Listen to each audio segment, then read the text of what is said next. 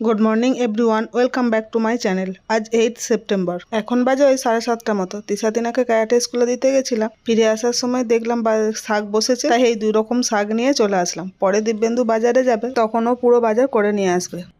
চলো এটা তাহলে রেখে দিয়ে বাকি এবার কাজগুলো কমপ্লিট করি।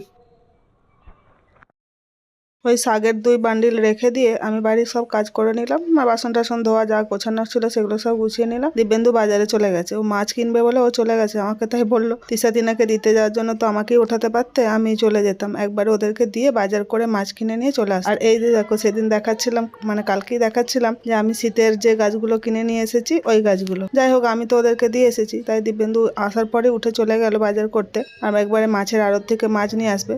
তো ও যেহেতু চলে গেল তাড়াতাড়ি, তাই আমি বিছানাগুলো গোছালাম। আর এইখানে দেখো আমার টাইম ফ্লাওয়ারগুলো আজকে সবগুলোই ফুটেছে, দেখতে বেশ ভালো লাগছে, তাই না? সব কালারগুলোই ফুটেছে।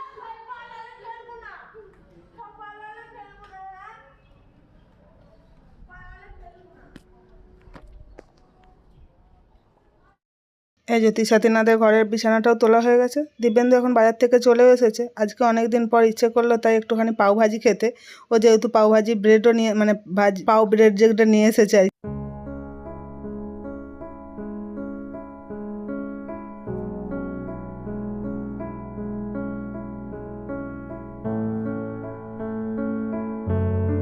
তো অনেক সবজিও নিয়ে এসেছিলো, আমি সেই সবজিগুলো থেকে কিছু কিছু নিয়ে ভাজিটাও করে নিলাম। আর ওইদিকে পাউটাও সেকে রেখে দিয়েছি, এই যে এখানে টেবিলে রেখে দিয়েছি। আর তিশাতিনাকেও একবারে নিয়ে চলে এসেছে।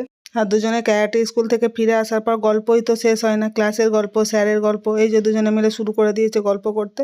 তো সেই বই ওখানে খোলা রয়েছে, ওরা বকেই চলেছে। আর যতক্ষণ আমি পাও ভাজিটা রেডি করছি, ততক্ষণ একটু বইটা নিয়ে বস।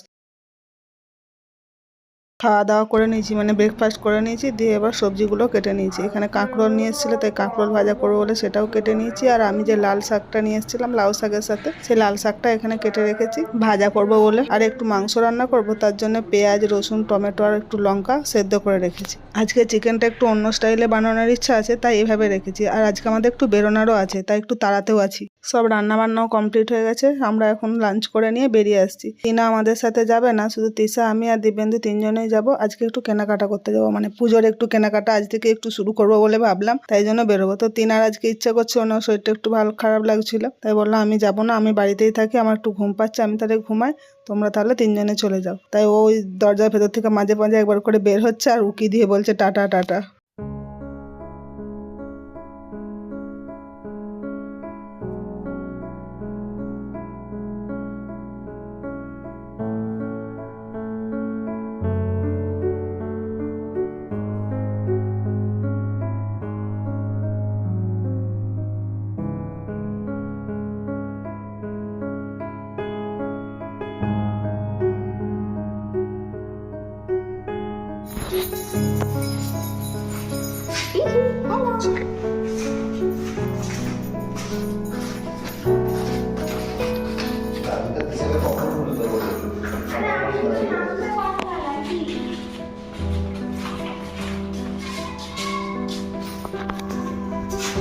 এই যে আমরা এখন 3 জনে বেরিয়ে গেছি, আমাদের টোটোও চলে এসেছে, তাই জন্য একটু রাস্তার দিকে এগিয়ে যাচ্ছি। টোটো এসে গেছে, আমরা টোটোতে উঠে গেছি। এরপরে আমাদের আজকে বেশি কিছু কেনার নেই, যেহেতু সামনে বিয়েবাড়ির কেনাকাটা হবে, তাই আর অন্য কিছু কেনার নেই। তো তিশাতিনার জন্য পুজোর সময় কিছু না কিনে দিলে কি হয়, তাই ওদের কেনাকাটা করার জন্য একটু বেরিয়েছি। এই যে এখানে আমাদের কেনাকাটাও হয়ে গেছে, তিশাতিনাদের জন্য এই ড্রেসটা নিয়েছি। এখন আমরা লাইনে দাঁড়িয়ে আছি। দিব্যেন্দু দেখতে গেল যদি আরও কিছু পাওয়া যায়, একটু দেখতে গেছে ও বিল করানোর জন্য। আমার ভিডিও তোমাদের কেমন লাগে সেটা কমেন্ট করে জানিও। যদি ভালো লেগে থাকে তাহলে একটা লাইক করে দিও ও শেয়ার করে দিও। আর আমার চ্যানেলটাকে সাবস্ক্রাইব করে নিও প্লিজ। বাড়িতে টিনা একা আছে, চলো আমরা তাহলে এখান থেকে বিল করিয়ে নিয়ে বাড়ি ফিরে যাই। ভিডিওটা তাহলে আজ এই পর্যন্তই, দেখা হবে নেক্সট ব্লগে। ভালো থেকো সকলে, টাটা।